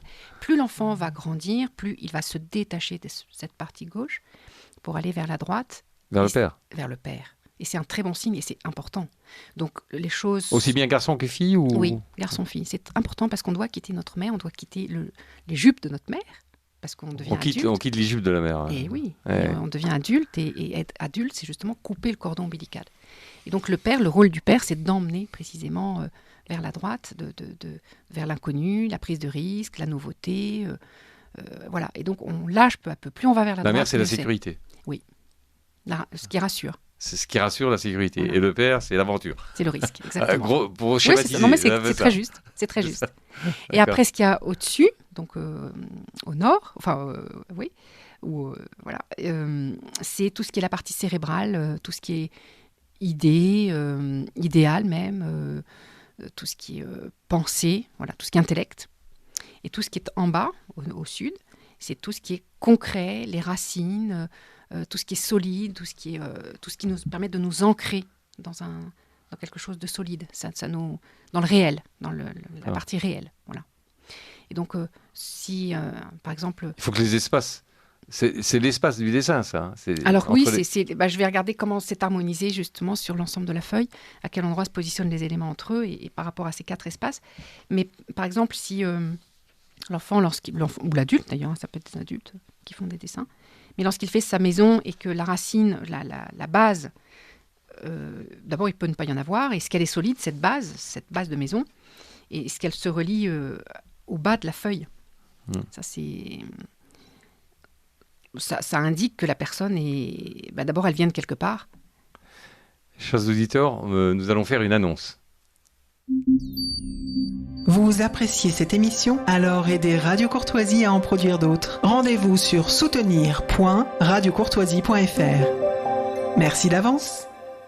Chers auditeurs, vous êtes sur Radio Courtoisie dans le Libre Journal des Beaux-Arts. Donc aujourd'hui, je reçois Caroline de la Tournelle, graphologue. C'est passionnant, hein. Franchement, je découvre, et c'est qu'une petite partie en fait, hein, parce que on peut parler longtemps.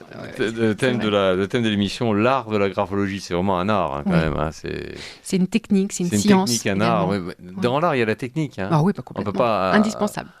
C'est indispensable d'avoir une technique dans l'art. On peut pas faire aussi. Dans l'art, on ne fait pas n'importe quoi, hein, parce que parfois il y a des gens qui le pensent. Hein, mais si on est un vrai artiste, quel que soit l'art que l'on pratique. Oui, il faut une rigueur. Un apprentissage.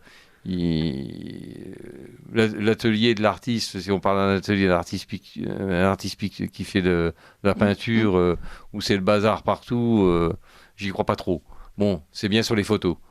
Mais dans la réalité, ça se passe pas vraiment comme ça. Mais même une œuvre d'art, enfin un tableau, effectivement... En tout cas, les tableaux de grands peintres, ils sont construits et souvent en dessous, il y a la construction du tableau. Il y a oui, une construction, bien sûr. L'esquisse. Oui. Ils s'entraînent finalement avant. Donc voilà. Donc on était sur les enfants, donc là, le dessin. L'espace. L'espace. Et alors, je voulais aussi rajouter qu'il y a également les couleurs. Ah, les couleurs, très important. Voilà, donc, le soleil, ils le font toujours en jaune. Non. Et non. Et non. Et non.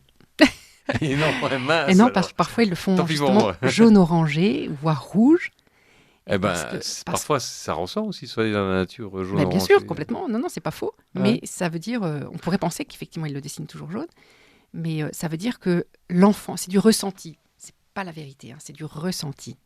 Mais ça indique quand même un climat dans la famille. Mais ça veut dire que l'enfant ressent son père, soit, vous voyez, un petit peu comme le soleil couchant là au loin. Donc le soleil couchant, il est loin, quoi.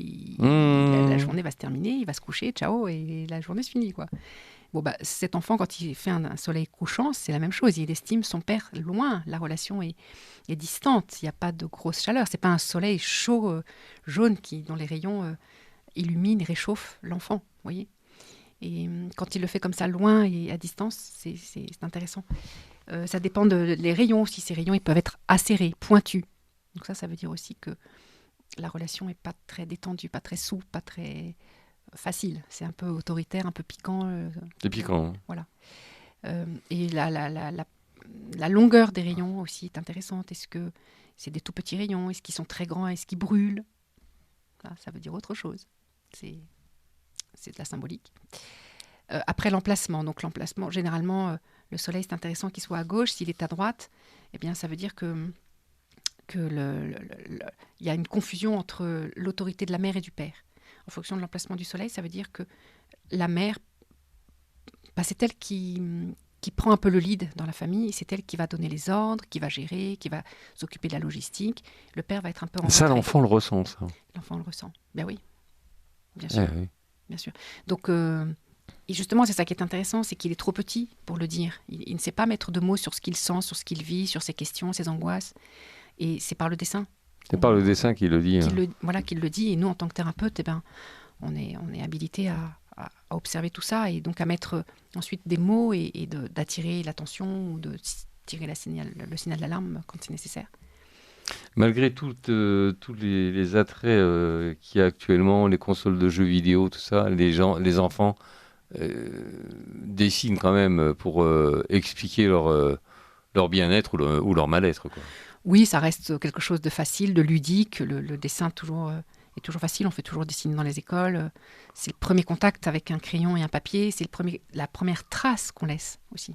L'enfant laisse quand il dessine. Quand il est à la plage, très souvent, il va laisser des traces dans le sable. Il va s'amuser à laisser, quand l'eau se retire, quand les vagues se retirent, le sable est mouillé, et souvent on laisse des traces. C'est la même chose lorsque l'enfant dessine. Ça va être les premières traces qu'il laisse de lui. Et puis petit à petit, elles vont se construire, ces traces. Au début, c'est un gribouillage. Puis petit à petit, ça va se construire et devenir plus parlant pour nous, en tout cas. Voilà. D'accord. Enfin, même si on peut interpréter aussi du gribouillis, mais ça, c'est autre chose. Ouais.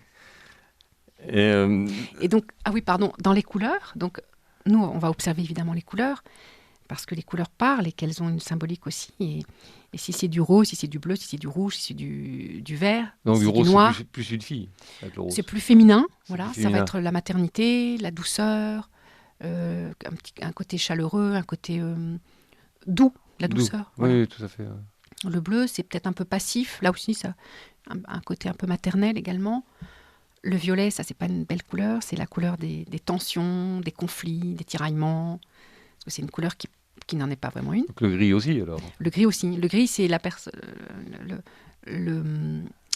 qui ne se lance pas. C'est un peu une couleur entre deux. Entre deux. Ouais, tout à Donc fait. la prise de risque, là, j'ose pas. Il hésite. Laisse. Voilà, je laisse hésitant. Voilà, je suis en retrait. Ouais. En retrait. Voilà. Le rouge, ça peut être deux côtés. Ça peut être soit Peut-être la violence aussi. voilà, la colère, la violence, l'agressivité, voilà. Mais aussi l'énergie, la vitalité. Je suis un enfant. Alors il faut que ça soit associé avec une autre couleur, peut-être. C'est l'ensemble. C'est l'ensemble. Ça va dépendre à quel. Si j'ai une bouche rouge, ça veut dire que je suis agressif dans mes mots. J'ai des choses dures qui sortent de ma bouche. Si c'est dans les jambes du bonhomme, par exemple, ça veut dire que l'enfant est dynamique, moteur, actif. Ça dépend où c'est situé. Voilà. Comme quoi, on regarde tout. Parce que l'enfant, en fait, quand il dessine, comme je l'ai dit tout à l'heure, quand c'est un petit enfant, l'écriture, on ne peut pas analyser son écriture, puis il écrit très peu. Voilà, s'il sait écrire quand ils sont tout petits. Mais avec le dessin, ils n'ont pas d'interdit, quoi. Ils peuvent mettre les jambes rouges, ils peuvent mettre... Exactement. Il n'y a pas... ils font comme ils le sentent, quoi. Voilà, il n'y a pas d'interdit pour eux. C'est exactement ça. C'est ça qui est bien, quoi. C'est ça qui est bien. Voilà, parce que justement sur cette page blanche, l'inconscient se lâche. C'est du dessin, donc c'est pas grave si je fais n'importe quoi. Et nous, on adore quand c'est n'importe quoi, justement. Voilà, parce que c'est pas n'importe quoi du tout en fait. C'est très construit inconsciemment. Et alors une question. Là, je rebondis sur la graphologie sur l'écriture. Quand une personne vient vous voir, quand vous avez pris les contacts, le téléphone, une personne vient vous voir, vous avez analysé déjà une première lettre. Est-ce que la personne, quand elle est devant vous, vous la faites réécrire? Pas du tout, jamais. Parce que donc, en la faisant réécrire, il y a la pression du crayon, mais il y a le bruit du crayon sur le papier. Non, ça, sur la table. Est-ce que ça ne sera pas d'importance? Alors, le bruit du crayon, je peux le deviner lorsque je vois le trait, en fait. Voilà. Quand je vois que c'est un trait qui est sec, je peux deviner le bruit sec que la plume va faire. Parce que ça va arracher et alors, un peu. Suite à votre entretien, aux entretiens que vous avez enfants, les personnes, vous les revoyez après ou Ça dépend. C'est un premier entretien et un premier et définitif, ou alors est-ce qu'il y a plusieurs entretiens? Ça dépend des gens, ça dépend de leurs Ça attentes. dépend de ce qu'ils recherchent. Oui, ça dépend de leurs besoins, de ce qu'ils recherchent, de leurs attentes. En une fois, vous ne pouvez pas dire... Alors, quand je fais le portrait grapho, je fais la restitution lors d'un entretien de restitution d'1 heure. Donc, je rencontre la personne pour la première fois. En général, elle a reçu son rapport par mail. Et donc, elle l'a digéré. Et elle prépare les questions. Elle prépare le premier entretien. Voilà, ses interrogations, tout ça. C'était ce qui s'est passé ce matin. Et d'autres fois, il le découvre le jour même. Donc, il découvre ça à chaud. C'est différent. Voilà. Et donc, en fonction de ce qui se passe, de ce qui se passe aussi entre nous et de la façon dont on match la personne et moi, quoi. Il faut que ça compte vachement. Et si elle a envie d'approfondir une démarche de développement personnel, une démarche d'approfondissement, voilà, je suis là et les entretiens peuvent continuer à leur convenance, 1 fois par mois, 1 fois toutes les semaines. Voilà, moi je suis là ensuite en accompagnement, en backup, clairement. Backup. Ouais. Voilà. C'est le mot qu'on doit dire. Bon, c'est comme ça que je dis. Accompagnement, quoi. Un accompagnement, ouais. voilà. Ouais. Et donc, dans le cadre de mes accompagnements, j'ai un autre outil de développement personnel qui s'appelle Énéagramme. Alors, l'énéagramme, voilà. Alors, c'est quoi l'énéagramme? Donc, Vous avez fait une formation là-dessus? Oui, je suis certifiée. Je me suis formée pendant 1 an. Voilà, je suis certifiée. En plus de la graphologie? Oui, ça n'a rien à voir. Ça n'a rien à voir. Donc ça, c'est une formation qui consiste en quoi? Donc Énéa, ça veut dire 9, grammes structure. Donc c'est une structure à 9 grec, points. hein. C'est du grec. Et donc c'est un outil de développement personnel. Et c'est une cartographie de la personnalité qui se répartit en 9 profils. Chacun des 9 profils indique une blessure que notre ego a ressentie. C'est encore une fois du ressenti. Cette cartographie, elle est faite dans un cercle. Hein. Oui, elle est faite dans un cercle. Il faudrait aller voir sur Internet. Oui, sur Internet, parce on que peut voir je ne peux pas vous le montrer là. Ouais. Mais Il y a voilà. un triangle, un carré, tout ça. Voilà, c'est un cercle avec 9 points. Et D'accord. à l'intérieur des 9, à l'intérieur du cercle, il y a des flèches qui relient certains points entre eux. Voilà. Donc c'est des oui. Et donc chaque profil énéagramme, donc le 1, le 2, le 3, etc., correspond à une blessure de l'ego. On a chacun un ego. Si on n'avait pas d'ego, on serait un légume. Donc c'est universel, c'est valable pour tous les pays, toutes les nations, toutes les cultures, tous les sexes, tous les âges. Et donc, si je m'appuie par exemple sur la base 1, c'est le perfectionniste. Ça veut dire quoi? Que la blessure du perfectionniste, c'est que pour que je sois aimée, en particulier par mon père, eh bien je dois être parfaite. Donc, ça veut dire que... Parfaite, mais est-ce que ça existe? Parfait. Mais non, ça n'existe pas. Voilà. D'où la blessure. D'où la blessure. Mais oui, parce que la perfection n'est mais la pas... personne, d'accord, mais la personne sait que ça n'existe pas le parfait, mais elle veut être parfaite quand même. Et oui. Ben oui, c'est plus fort qu'elle, parce qu'il y a en fait, elle s'est mis en place des mécanismes de défense qui vont être, donc elle va essayer de se blinder de tous les côtés, parce que comme elle sait que cette perfection n'est pas atteignable, ça la met en colère en permanence, et donc elle va essayer de l'atteindre quand même, coûte que coûte, cette perfection. Mais c'est pas possible. Donc voilà, c'est un cercle vicieux. Du coup, cette personne, elle va avoir des choses positives en elle, comme tout profil, hein, des choses positives et des choses moins belles.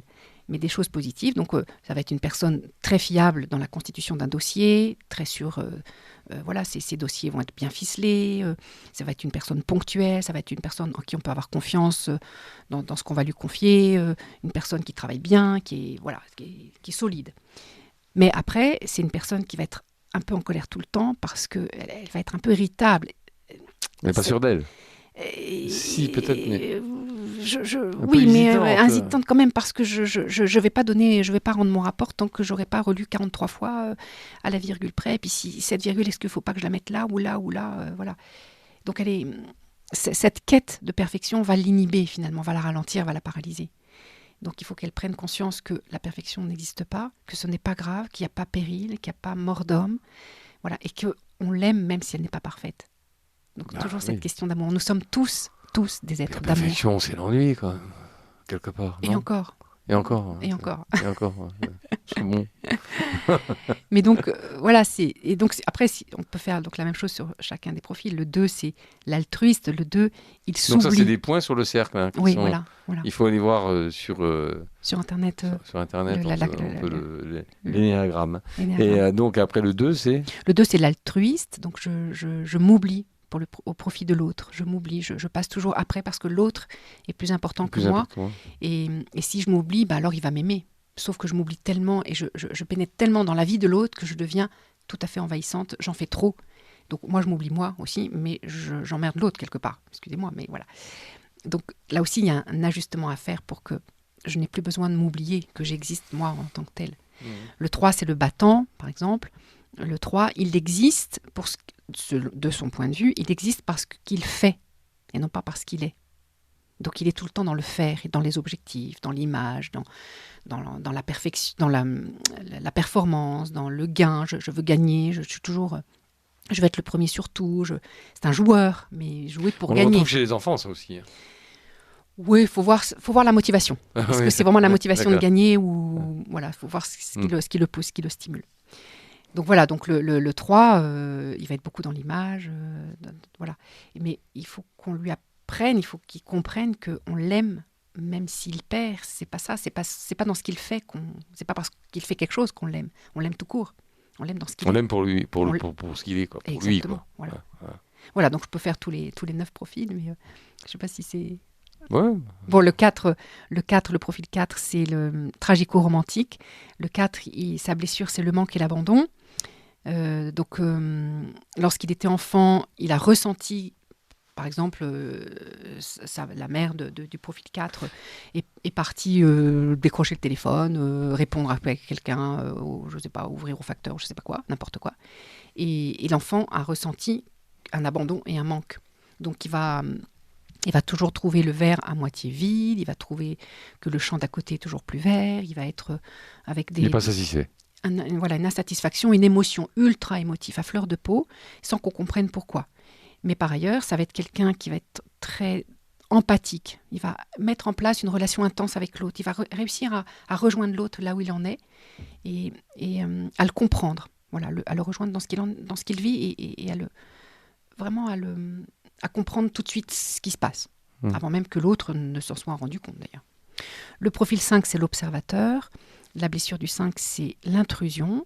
Donc on peut imaginer que l'enfant est dans son univers et il y a quelqu'un qui rentre dans cet univers sans avoir demandé la permission. Et ça ne lui va pas du tout. Donc là, donc cet enfant-là, cette personne, dans ces cas-là, elle se bloque, se blinde, elle est dans sa tour. Elle est fermée à double tour. Elle va accepter de descendre son pont-levis que lorsque elle le décide. Et lorsque son pont-levis est descendu, alors on peut rentrer chez elle et lui peut sortir. Le va-et-vient peut se faire. Mais il faut que ce soit lui qui ait décidé de faire tomber son pont-levis. Voilà. Et donc c'est quelqu'un de très, très inaccessible, on va dire ça comme ça, très fermé. Voilà. Mais en même temps, il va être spécialiste. Il va observer tout. Parce que plus il est spécialiste dans son domaine, moins on va avoir envie de pénétrer chez lui. Et plus il va connaître, plus il va pouvoir parer les coups. Il ferme des portes, en fait. Il se ferme, oui. Ouais. Ouais, d'accord. Voilà. Le 6, c'est le loyal. Le loyal, il a peur de tout pour tout, tout le temps.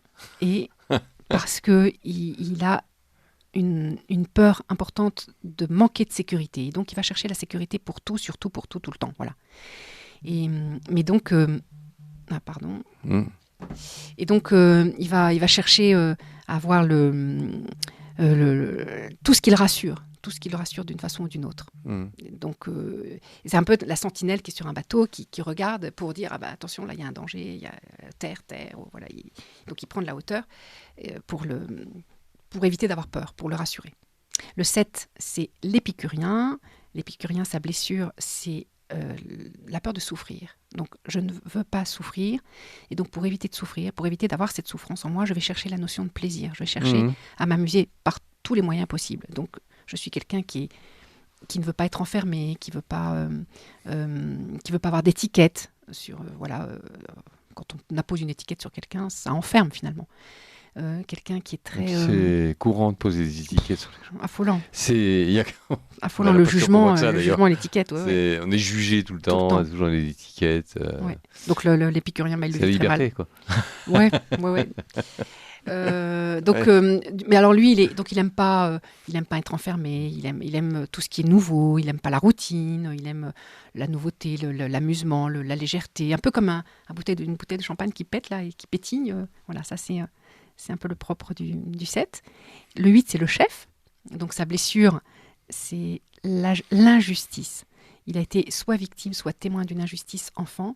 L'injustice n'est juste pas possible pour moi. Je ne supporte pas l'injustice. Je ne peux pas être vulnérable. Donc je vais tout faire pour être solide, pour être chef, pour être fort, pour être... Il va en haut de l'affiche, quoi. Ouais, invulnérable. Non vulnérable. Je ne veux pas être atteignable parce que je ne veux pas être victime ou témoin d'une injustice. Et le 9, c'est le médiateur. Le 9, il est le médiateur. D'accord. Et le 9, c'est toute la relation conflit. Quand il était enfant, la blessure, j'ai la personne de ce matin, j'ai souffert et j'ai été témoin de beaucoup de conflits dans mon enfance. Ce conflit me fait trop souffrir. Et donc, je vais tout faire pour éviter le conflit. Et tout faire, ça veut dire que je ne vais plus me prononcer, je ne vais plus oser être moi. Parce que si je suis moi, j'ai potentiellement un risque de conflit. Et c'est pas possible. Donc je m'oublie. Pour éviter les conflits, quoi, en fait. À tout prix. Donc je ne donne pas mon avis parce que si je suis pas d'accord, je peux provoquer un conflit et c'est pas possible. Donc je nivelle, je fais pas de vagues, je me fais pas remarquer, voilà. Donc ça, c'est dans le cadre de l'énéagramme. Oui. C'est comme ça que ça se dit. Oui, l'énéagramme. Parfait. C'est parfait. Et c'est dans le cadre de l'énéagramme. Donc il y a un cercle. Oui. Dans ce cercle, on met quoi ? Un triangle. Il y en a 3. Il y en a 3. Alors. Donc le 3, 6, 9 sont reliés. Le 1, 2, 5. Attendez, je vais Oui. réviser. 3, 6, 9 sont reliés. 1, 2, Pardon. 5. Non, c'est pas 1, 2, 5. Je vais vérifier là tout de suite. Oui. Toc.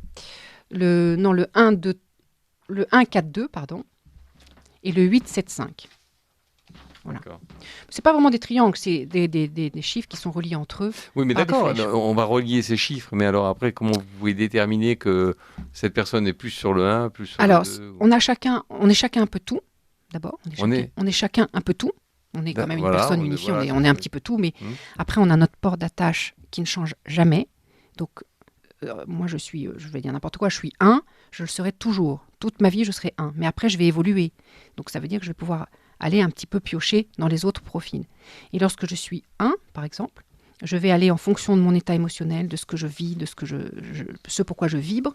Je vais pouvoir aller en 4 ou je vais pouvoir aller en 7. Tout ça en fonction de ce qui se passe dans ma vie, de mon niveau d'évolution, de mon niveau de ma santé, de ma forme, de mon énergie, de ma vitalité, de mes émotions, voilà. Là, j'ai une question. Ouais. Bonjour, madame. Ouais. Enfin, Bonjour.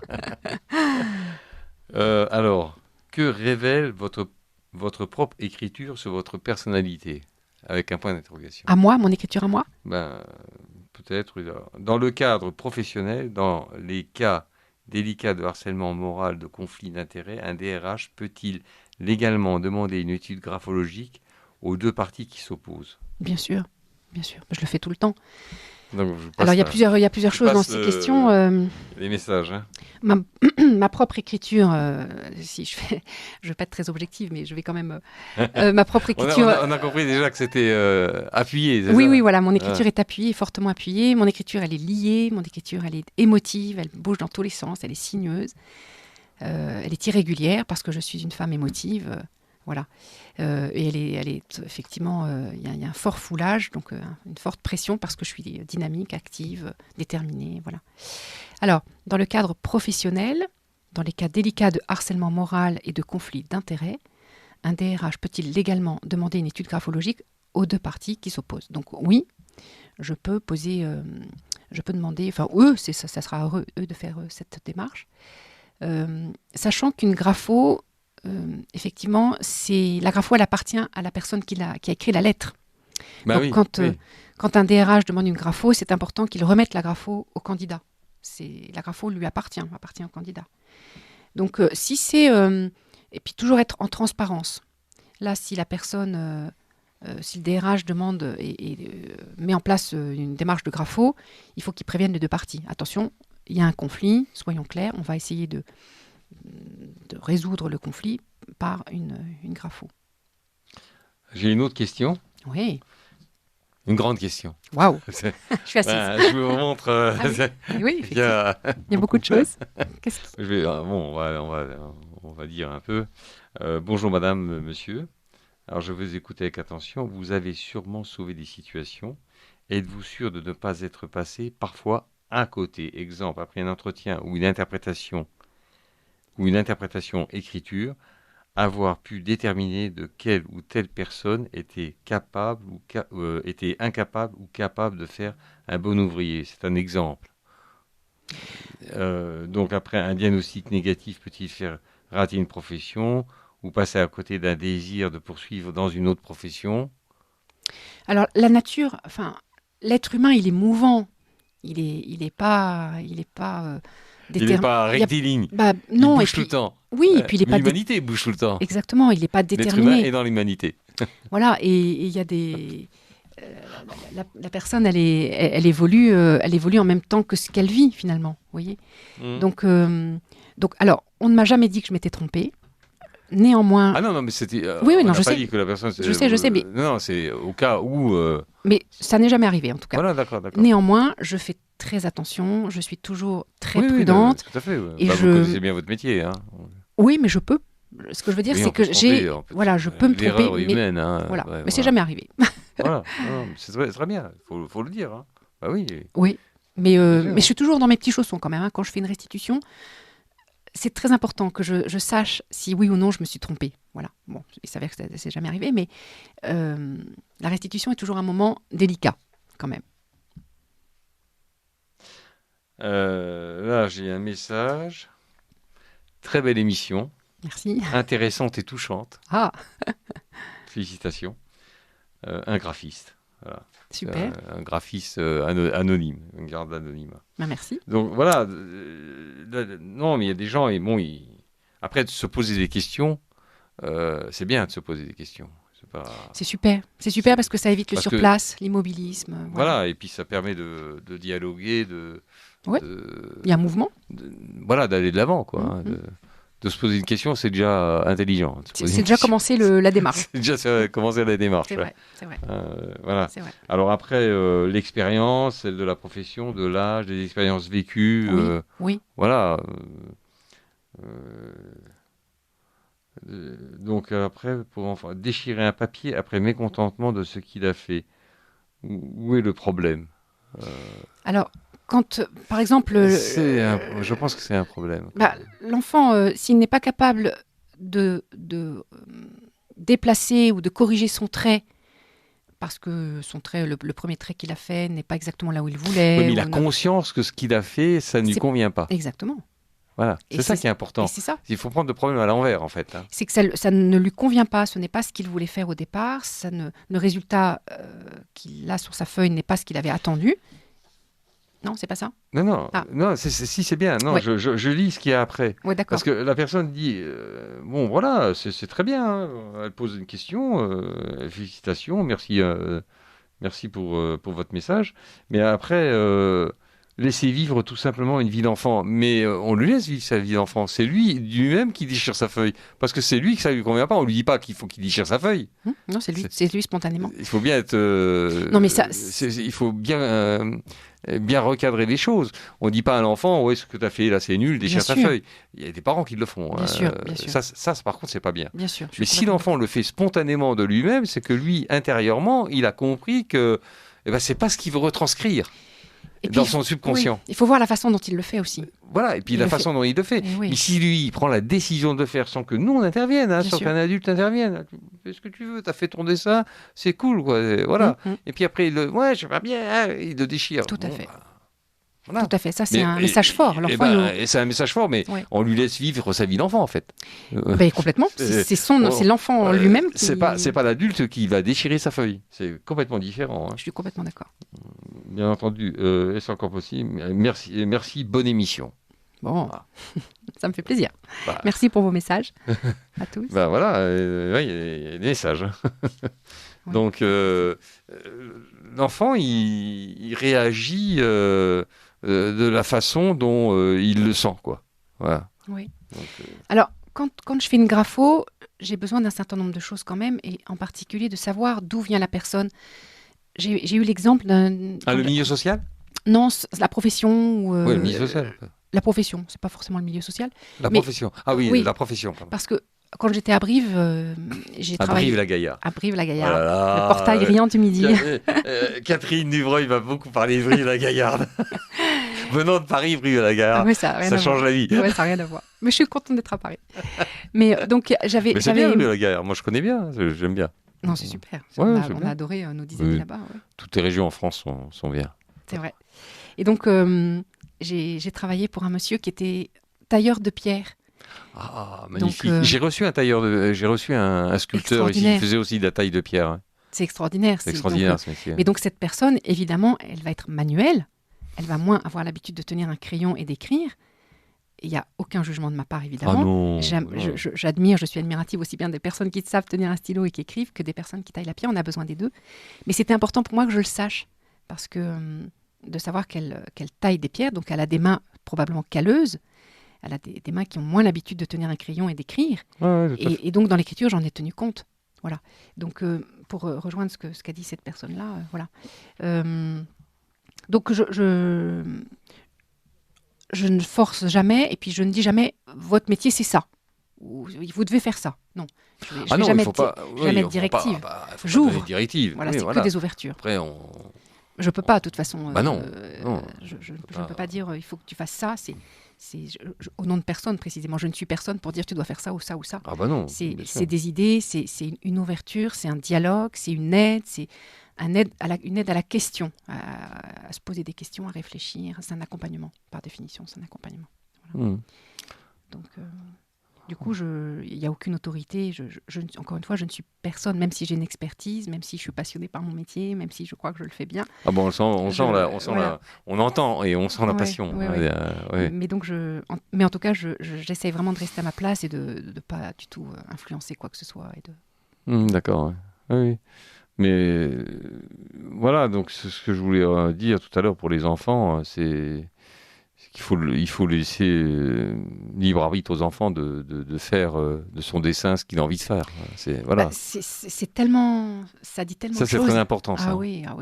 Ça, c'est très, très important. En fait, c'est pendant que l'enfant dessine, moi je suis à côté, je l'observe, je pose plein de questions, je le fais parler, j'ai mes petites techniques et voilà. Et donc on a souvent une bonne relation, il y a vraiment un climat de confiance qui s'établit et c'est touchant d'ailleurs. Mais alors l'enfant, en fait, c'est les parents qui... Mais ils sont plus là. Lors de l'entretien avec l'enfant, je suis seule avec lui. Oui, mais au départ, c'est quand même les parents qui... bien sûr, qui sont demandeurs. Qui sont demandeurs. Bien sûr, voilà, bien sûr. Ouais. Donc on se rencontre le jour J, quand il vient chez moi. Voilà, et pareil, l'enfant, donc il envoie un dessin avant Non, c'est en présentiel. Ah d'accord. Voilà, il dessine devant moi et c'est à ce moment-là donc, que je lui pose toutes mes questions. Et donc, il n'y a pas de règle particulière, je m'adapte à chaque fois, c'est chaque cas différent. Mais j'essaie de savoir d'où il vient, quelle est sa souffrance, pourquoi il est là, qu'est-ce qui se passe. D'accord. Et effectivement, quand il déchire son dessin, il y a quelque chose. Moi, je l'ai vécu il n'y a pas très longtemps avec mon petit-fils. Hein. Ouais. Il m'a fait un dessin, voilà, et puis je vois, il a été... Pourquoi j'ai pas de... Il a pris son dessin, il l'a déchiré de lui-même. Bon, D'une voilà. façon violente, virulente, colère? Non, même pas, parce qu'il voulait... il m'a dit qu'il ne voulait pas faire comme... Ça ne lui convenait pas, ce qu'il avait fait. Oui. Il voulait pas faire comme ça. Il a refait après, tout de suite. Et puis, donc, dans son inconscient, en fait... dans son inconscient, il avait une conscience de ce qu'il voulait faire, mais il n'arrivait pas à le faire du premier coup. Donc voilà. Voilà. Pourquoi pas. Pourquoi pas. Ouais. Chers auditeurs, vous êtes sur Radio Courtoisie dans le livre Journal des Beaux-Arts. Donc aujourd'hui, c'est très passionnant. Hein. Je reçois Caroline de la Tournelle, graphologue. Et le thème de l'émission, c'est l'art de la graphologie. On a bien compris que c'était quand même un art, hein, franchement.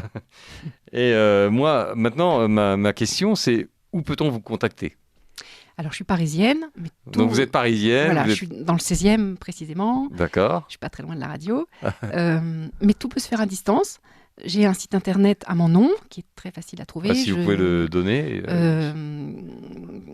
C'est de la Tournelle Caroline, ou cabinet, je ne sais plus. Caroline de la Tournelle graphologue. Caroline de la Tournelle graphologue. Vous tapez mon nom, ça sera facile. Et après, on va trouver les indications. Après, il y a mon téléphone, il y a mon adresse mail. Oui, il y a un site. Il y a votre téléphone ? Oui, il y a mon téléphone, il y a une adresse mail, on peut prendre contact avec moi par l'intermédiaire du site, à la fiche contact. Il y a une fiche contact ? Oui. D'accord. Et donc, je réponds à tout le monde, je prends contact avec tout le monde, comme vous l'avez compris pendant l'émission. J'appelle les uns et les autres, je prends ce temps à chaque fois. J'ai toujours beaucoup de plaisir à faire connaissance. Et puis après, on se met en place pour travailler et vivre une aventure, quoi. Voilà. Donc, on cherche sur Internet Caroline de la Tournelle. Graphologue. Oui. Voilà. D'accord. Okay. Voilà, et donc je travaille sur toute la France, je travaille avec l'étranger, en distance. Ah, à l'étranger aussi ? Oui, j'ai des personnes en Belgique, en Italie, en Angleterre, en Espagne. Aux États-Unis, j'ai travaillé aussi pour un monsieur aux États-Unis. Vous parlez anglais ou... Oui, je parle anglais, mais c'est pas, je parle pas italien et j'ai quand même fait une grapho en italien. Mais alors, les Italiens vous contactent en langue française ou... Non, en italien. Il s'avère que on a un très bon ami italien et il a donné mes coordonnées à quelqu'un qui le connaît. Et voilà. Ça ne me gêne pas parce que je ne regarde que les signes. La personne peut me parler de n'importe quoi. Je ne vais pas tellement regarder le contenu. Je vais évidemment le lire. D'accord. Mais ce n'est pas tellement ce que je regarde. Le contenu, je m'en fiche c'est un peu. on a bien compris. La forme des lettres, la pression, voilà. la continuité des lettres entre elles, la hauteur, la longueur. Que ce soit n'importe quelle langue. Et voilà. Après, on a des choses un peu différentes parce que aux États-Unis, par exemple, ils écrivent beaucoup plus rond qu'en France ou en Belgique. Les Américains les Américains écrivent plus rond que nous, plus gros également. Donc j'en tiens compte en fait. Voilà. Alors que les Européens, c'est peut-être un peu plus similaire. Par exemple, les Anglais, ils ont aussi tendance à faire les points sur les i qui sont différents de ceux de la France. Bon. Voilà. C'est des petites, Alors, chaque personne a une écriture différente. Ah, unique. Et c'est comme quand on est dans la rue, il y a plein de portraits. Il y a Ils sont tous autant, différents. oui, Et ils voilà. sont tous Et différents. ouais, autant de personnes que d'écritures. Et Voilà. c'est ça. C'est beau. C'est comme une empreinte digitale aussi. C'est comme une empreinte digitale. Ouais, c'est comme une empreinte c'est digitale. Et et ça, par exemple, dans le cadre d'une expertise, je ne le fais pas moi parce que je ne suis pas équipée, mais dans le cadre d'une expertise et que ça va dans la oui, qu'il y a une démarche auprès de la justice et que c'est le procureur qui mandate, il y a la possibilité d'observer l'encre. Et pourquoi on observe l'encre? Pour l'encre observer utilisée. l'encre, mais surtout pour observer l'épaisseur, le foulage, encore une fois, de l'encre, qui est unique. Et donc, Qui est unique. Ah oui. Même en stylo à billes, je parle. Oui, la façon dont on appuie, la façon dont... Voilà, c'est unique, c'est comme une empreinte digitale véritablement. Donc, dans le cadre d'une expertise, on a des outils spécifiques pour détecter un zoom très fort. Et voilà, il y a d'autres outils, il y a la lumière bleue, il y a des outils très spécifiques pour nous aider à distinguer quand c'est des gros dossiers. Voilà, et ça ne trompe pas. Quand sur deux écritures, là j'ai vu un rapport il n'y a pas longtemps du tout, justement, un monsieur qui n'a pas signé, il s'avère que c'est quand même 2 fois la même. Donc, de quoi? Il y a un monsieur qui dit ne pas avoir signé un document, et par les encres, on a pu observer que c'est 2 fois la même chose quand même. C'est 2 fois les mêmes empreintes. Donc c'est bien lui qui a... Voilà. Donc ça, c'est avec un appareil spécial que je n'ai pas, donc je ne le fais pas. Mais tout ça pour dire que la façon dont on écrit est très unique, très personnelle. Mon voisin n'aura jamais la même écriture que moi. Et voilà. Et quelqu'un qui essaye d'imiter l'écriture de quelqu'un d'autre, vous pouvez le voir? Oui, je le verrai, bien sûr. Bien sûr. Alors c'est intéressant. C'est l'expertise, donc c'est une technique très particulière, c'est très amusant. Moi, j'ai beaucoup hésité à me former en expertise parce qu'on travaille sur dossier, on ne rencontre pas les gens. Vous êtes formé en expertise aussi? Oui, je suis experte, bien sûr. Ouais. Donc quand j'étais à Brive, j'ai beaucoup travaillé pour la gendarmerie, précisément. Ah, d'accord. Et je ne veux pas le faire à Paris pour d'autres raisons parce que c'est pas du tout pareil. À Paris, ça sera pour la police, c'est pas la gendarmerie. La cour d'appel, c'est pas du tout la même chose qu'en province, donc je ne veux pas. Mais donc je l'ai quand même beaucoup fait et c'est passionnant et je travaille beaucoup, j'en fais beaucoup. Et donc, par exemple, m'est arrivé là récemment de faire pas mal de dossiers dans le cadre de divorce. Et donc il y a des attestations de témoins. Quand il y a des divorces, il y a des attestations de témoins. Ouais, alors là... dans les différents dossiers que j'ai traités, les attestations de témoins étaient fausses. Vous voyez ? Alors que quand ils écrivent, c'est incroyable. Quand ils écrivent, ils disent... en fait, le témoin n'a pas témoigné, quoi. Non. C'est quelqu'un d'autre qui a imité son écriture. C'est dingue. Ben voilà. Donc ça, c'est particulier parce que c'est plus du tout l'analyse grapho, c'est de l'expertise. Donc je compare, j'observe et je compare. Mais donc je regarde pas la personnalité des gens, même si ce serait intéressant. Mais donc voilà. Donc là, je vais justement regarder la forme des lettres, la spécificité, tout ce qui nous appartient, tout ce qui est unique à nous, ce qu'on appelle des idiotismes, tout ce qui est unique. Et donc je vais essayer de retrouver ce qui est unique ou pas. Est-ce que je ne vais pas le trouver justement ? En fait, c'est pour la vie de tous les jours, hein, de tout à chacun. Hein, c'est pour ça que c'est bien utile, hein, la grapho. Ça reste. Il y en a plein qui me disent mais on écrit beaucoup moins. À quoi ça sert ton métier, etc. Mais si, c'est. Par exemple, dans le cadre de recrutement. On écrit beaucoup moins, oui. Oui, on écrit. Si. Ceux qui écrivent des romans, ils écrivent beaucoup. Ils écrivent sur l'ordi. Pas forcément. Ouais. Pas forcément. Je connais des écrivains, moi, j'en connais pas mal. Raison. C'est super, alors. Ils écrivent sur papier, sur le. C'est pour ça que je posais la question sur tout à l'heure. Si on entend, parce que. C'est beau d'ailleurs. Moi, j'aime bien le mouvement. Moi, j'ai écrit un livre comme ça, donc je sais. Donc j'ai écrit d'abord sur papier. Ouais. Je peux pas écrire autrement que sur le papier. Ouais. C'est comme ça. Voilà, c'est mon enfance, ma jeunesse, c'était comme ça. Et après, je transcris sur l'ordinateur, et là, je fais encore des modifications. Bien sûr. En fait, on écrit d'abord sur le papier, on rectifie les fautes, après il faut faire corriger, de toute façon. Et puis après, on écrit sur le PC, et là, on refait des syntaxes de phrases. Bien sûr, ça sert aussi, c'est quand il y a une distance qui a été prise. Bah oui. Mais ce qui est intéressant quand on écrit sur le papier, c'est que pour les étudiants en particulier, l'apprentissage se fait mieux quand on écrit sur le papier parce que c'est un geste psychomoteur et donc la mémorisation se fait mieux. Alors que quand on écrit sur l'ordinateur, eh bien, c'est nos doigts qui écrivent. Voilà, ils tapent sur les touches et il n'y a aucune mémorisation qui se fait. Et après, il y a notre mémoire visuelle qui va intervenir pour regarder ce qu'on a écrit. Alors que quand on écrit sur le papier, eh bien, il y a tout le geste psychomoteur, il y a nos doigts, nos bras, notre mouvement qui se fait. Et donc, l'apprentissage, on retient mieux ce qu'on a écrit, en fait. D'accord. Voilà. Alors, chère Caroline, nous arrivons au terme de l'émission. Bientôt terminé, ça va passer très très vite. Hein. C'est très très intéressant. On a eu beaucoup de messages. Les gens sont très enchantés de cette émission. Et donc, on va répéter encore une fois pour vous contacter. Donc, c'est on tape sur Internet Caroline de la Tournelle. Oui. Et puis on va graphologue. Hein, oui. Bien précisé, graphologue. Et puis on va trouver toutes les indications, quoi. Il y a votre téléphone, le site internet. Oui, il y a tout. Il y a tout. Je suis sur LinkedIn également. Comment ? Sur LinkedIn, sur le réseau social professionnel LinkedIn. LinkedIn. Là, je suis assez présente également.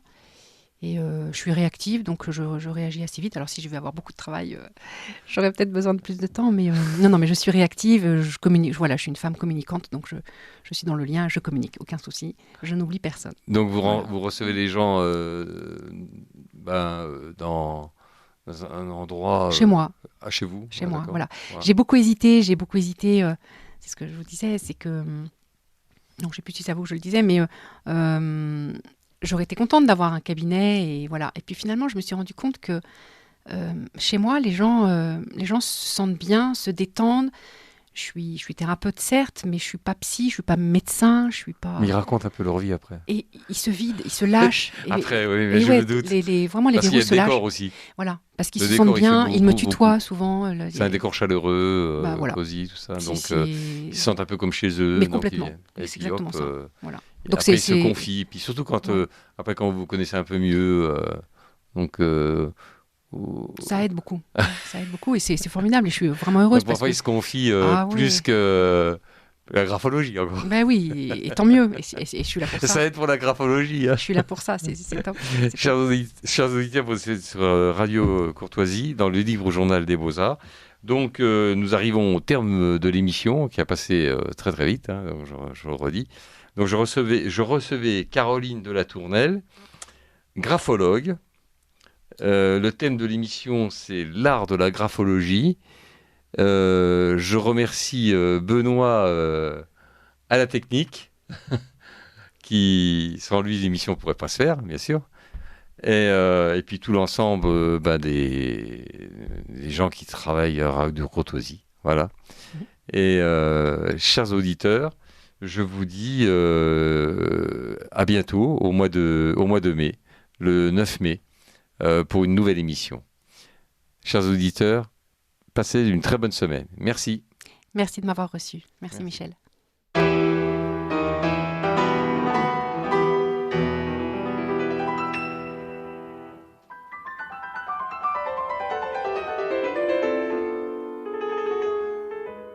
Vous venez d'entendre le Libre Journal des Beaux-Arts, créé par Christian Langlois et dirigé par Michel Colombin, diffusé en direct sur Radio Courtoisie, mardi 11 avril 2023, de midi à 13h30, et réalisé par Benoît. N'oubliez pas que Radio Courtoisie est une radio culturelle associative. Afin de sauvegarder une indépendance absolue, Radio Courtoisie refuse toute ressource publicitaire. Radio Courtoisie ne vit que grâce à ses auditeurs. Aidez-nous à demeurer libres. Rendez-vous sur soutenir.radiocourtoisie.fr et accédez à l'ensemble de nos archives à partir de 5 € par an. Si vous le désirez, nous pouvons vous faire parvenir un enregistrement de ce libre journal. Commandez le CD-ROM pour le prix franc de port de 9 € ou 6 € seulement si vous êtes adhérent de notre association. Je vous rappelle notre adresse Radio Courtoisie, 61 boulevard Murat, 75 016 Paris.